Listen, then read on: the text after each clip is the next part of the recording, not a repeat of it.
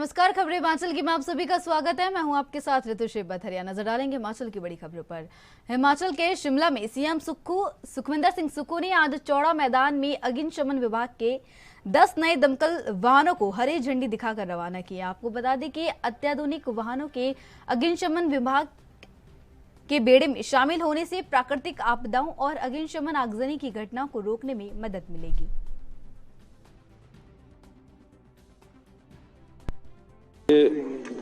आज हमने तकरीबन 10 अग्निशमन वाहनों को प्रदेश के हर ब्लॉक में के लिए रवाना किया है।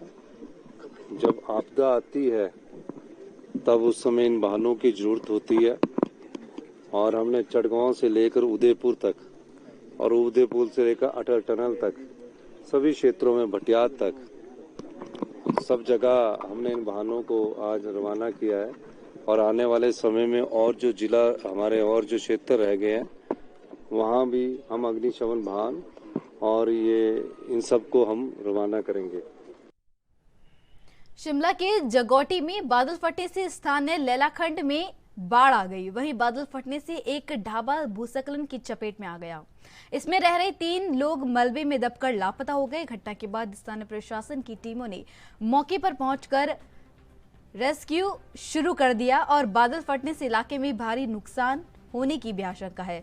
सीएम सुखविंदर सिंह सुक्खू ने कहा कि ढाबे के ढह जाने से इसके मलबे में एक परिवार के 3 लोग लापता हो गए हैं। इनकी तलाश की जा रही है। उन्होंने कहा कि इलाके में राहत और बचाव कार्य जारी है। और वहीं मनाली में लापता हुए 9 सेना के जवानों के सवाल पर उन्होंने कहा कि जो शव मलबे से निकाले जा रहे हैं उनकी शिनाख्त की जा रही है। कि अभी शवों की शिनाख्त हो रही है और जब शवों की शिनाख्त होगी तभी हम उस बारे में कुछ कह सकते हैं। जहाँ रोडू का क्लाउड बर्स्ट है उसमें एसडीएम अभी मौके पर है। 2 लोग अभी उसमें दबे हुए बताए जाते हैं और जहाँ भी आपदा आई है वहाँ हम लोग पूरी कोशिश कर रहे हैं कि इस आपदा से जो नुकसान हुआ है और जो जहाँ भी लैंडस्लाइड हो रहे हैं वहाँ से। हिमाचल के बागवानी मंत्री जगत सिंह नेगी ने कहा कि आड़तियों की मोनोपोली एकाधिकार को खत्म किया जाएगा। वहीं प्रदेश की मंडियों को ओपन किया जाएगा। इनमें बाहर के आड़तियों को भी लाइसेंस दिए जाएंगे। इससे आड़तियों में प्रतियोगिता बढ़ेगी। सूबे के बागवानों को इसका फायदा मिलेगा। साथ ही सूत्रों के मुताबिक मंत्री ने कहा कि उन्होंने 6 महीने से स्टेक होल्डर से बात करके सेब को वजन के हिसाब से बेचने का निर्णय लिया है। इस निर्णय में आड़ती भी शामिल है, इसलिए इन्हें गढ़ में सेब बेचने की छूट नहीं दी जा सकती। इस पर सीएम भी हामी भर चुके हैं और एक्ट के हिसाब से सेब बेचने की बात कह रहे हैं।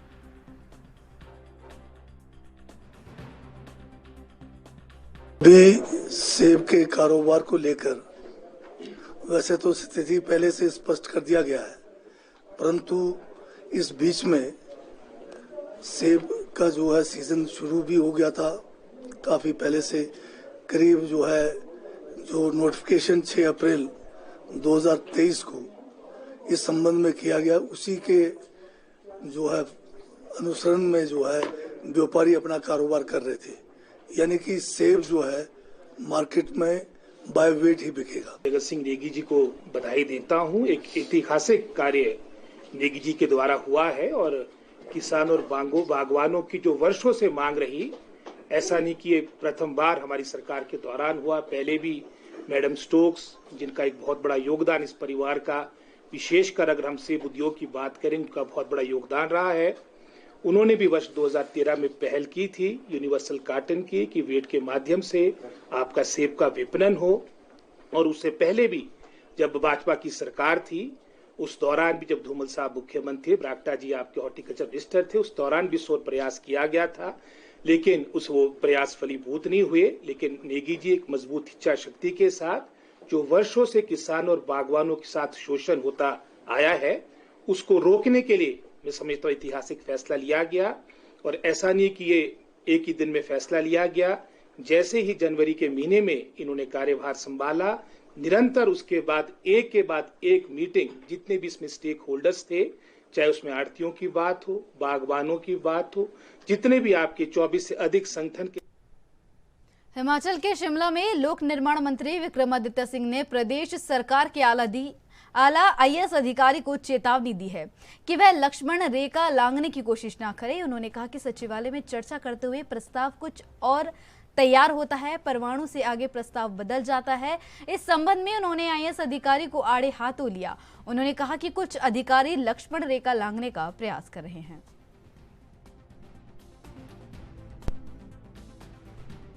प्रदेश की जो अफसरशाही है उनके लिए मेरे मन में और हमारे मन में बहुत मान सम्मान है, because we understand that for a successful government there has to be equal coordination between the government, that is the elected government and the bureaucracy.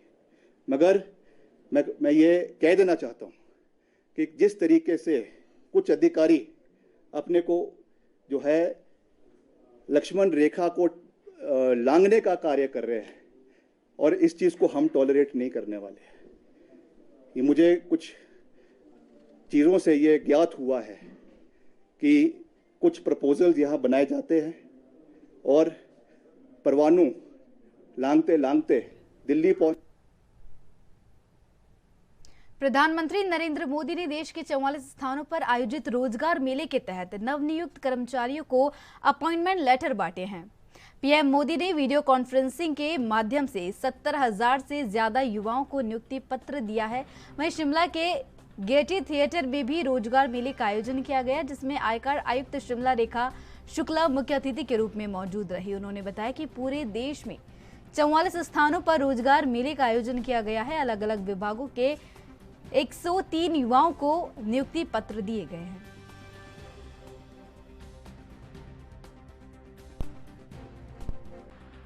रोजगार सृजन करना हमारे प्रधानमंत्री श्री नरेंद्र मोदी जी का एक बहुत बड़ा उद्देश्य है और वो इसके लिए प्रतिबद्ध है। ये जो रोजगार मेला आयोजन शुरू किए गए हैं, ये उसी प्रतिबद्धता को सूचित करते हैं। आज ये 7वां रोजगार मेला पूरे देश में आयोजन किया जा रहा है।